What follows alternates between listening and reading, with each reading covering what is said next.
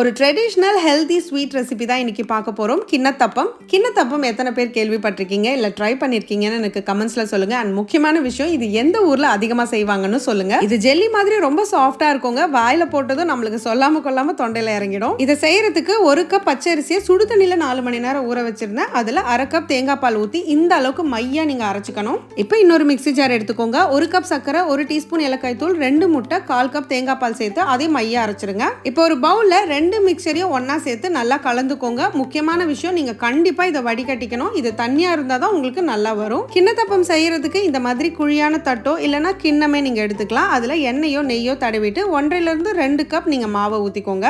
இட்லி பாத்திரத்துல கொஞ்சம் எக்ஸ்ட்ராவே தண்ணி வச்சுக்கோங்க. இட்லி தட்டை இந்த மாதிரி அப்சைட் டவுனா வச்சுட்டு நீங்க ரெடி பண்ணி வச்சிருக்கிற கிண்ணத்தை உள்ள வச்சு ஒரு 30 நிமிஷத்துக்கு வேக வச்சு எடுத்துக்கோங்க. வெளியில எடுத்து ஒரு 1/2 அன் ஹவருக்கு ரெஸ்ட் கொடுத்துருங்க. கம்ப்ளீட்டா ரூம் டெம்பரேச்சருக்கு வந்ததுக்கு அப்புறம் நீங்க கட் பண்ணீங்கன்னா தான் ஸ்லைசஸ் நல்லா வரும். ஃபர்ஸ்ட் ஸ்லைஸ் எடுக்கும் போது எப்பவுமே பிரிஞ்ச மாதிரி தான் இருக்கும். அதுக்கப்புறம் நீங்க எடுக்கும் போது கையிலேயே அழகா பிரிஞ்சு அல்வா மாதிரி வந்துடும். ஃபர்ஸ்ட் டைம் நான் என் பசங்களுக்கு கொடுக்கும் போது இதை ஜெல்லின்னு தான் சொல்லி கொடுத்தேன். பிள்ளைங்க அவ்வளோ அழகா சாப்பிட்டு ஃபினிஷ் பண்ணாங்க. ஸோ கண்டிப்பா நீங்க ட்ரை பண்ணுங்க. கிட்ஸுக்கு ரொம்ப பிடிக்கும். இந்த 1 கப் அரிசியில செஞ்சீங்கன்னா 3 முறை கிண்ணத்தப்பம் செஞ்சு 10 பேருக்கு சர்வ் பண்ணலாம். இந்த கிண்ணத்தப்பம் இது வரைக்கும் ட்ரை பண்ணாதவங்க கண்டிப்பா ட்ரை பண்ணுங்க. அமிர்தமா இருக்கும். ஆனா ட்ரை பண்ணும்போது மறக்காம ஸ்டவோடு சமைக்கும் போது கொஞ்சம் லவ்வோடு சமைச்சிங்கன்னா சுமாரா இருக்கிற சமையல் கூட சூப்பரா இருக்கும்.